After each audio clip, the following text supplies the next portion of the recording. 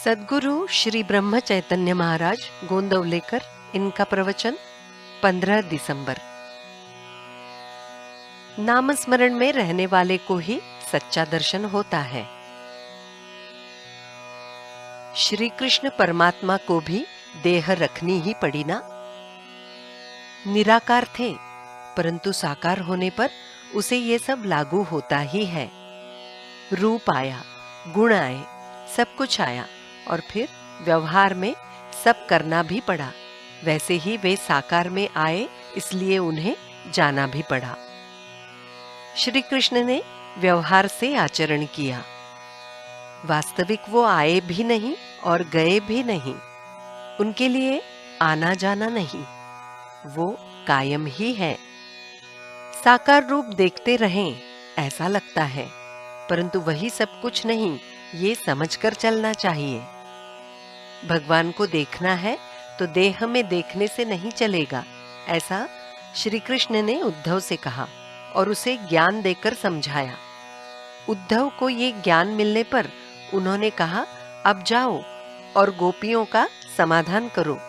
उसके अनुसार वो गोकुल में जाकर गोपियों को बताने लगे कि तुमने श्री कृष्ण को देह में देखकर प्रेम किया, जो योग्य नहीं हुआ, तुम्हारी गलती हुई। इस तरह से देह के प्रति तिरस्कार उत्पन्न करने का प्रयास उसने किया। उस पर गोपियों ने उससे कहा कि तुम्हारा वेदांत जहां कोई नहीं, वहां जाकर बताओ। श्री कृष्ण को देह में देखकर हमें जो मिला, वो हमारा हम ही जानते हैं, वो तुम्हें मिलना संभव नहीं। गोपियों ने श्री कृष्ण से जो प्रेम किया, वो देह को भूल कर किया। उसके अलावा बाकी सब उन्होंने तुच्छ माना और इसलिए श्री कृष्ण को भी गोपियों पर वैसा ही प्रेम करना पड़ा। गोपी उन्हें अनन्य शरण होकर रहीं, वैसा प्रेम करना चाहिए। जो नाम लेता है वही सच्चे स्मरण में रहता है और उसे ही सच्चा दर्शन होता है, और वो प्रतिदिन सतेज होता रहता है। देह का दर्शन ये विस्मरण वाला होता है, इसलिए नाम लेते रहें तो सच्चा दर्शन होता रहेगा। सगुण मूरत सदैव हमारे पास रहना संभव नहीं होता, परंतु उसकी निशानी भगवान के नाम में है। इसलिए हमने नाम लेने पर भगवान हमारे पास आए हैं ऐसा लगता है। भगवान सगुण में थे, तब रावण की और दुर्योधन की बुद्धि को परिवर्तित नहीं कर पाए।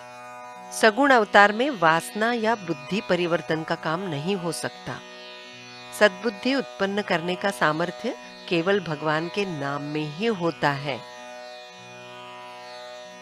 व्यवहार में भी हम देखते हैं कि रूप चला जाता है, फिर भी नाम बचा ही रहता है। इसलिए राम, कृष्ण इत्यादि सभी अंत में न रहकर केवल नाम ही उतना बचा रहा। नाम ये स्थिर है, रूप ये बार बार बदलता रहता है। कलयुग में सगुण अवतार नहीं है, फिर भी नामावतार है और वही सच्चा तारक है। नाम के लिए नाम लेना चाहिए, तब उसमें राम है, ये समझ में आएगा। भगवान से क्या मांगना चाहिए?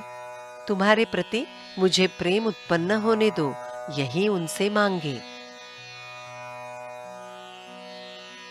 जानकी जीवन स्मरण जय जय राम।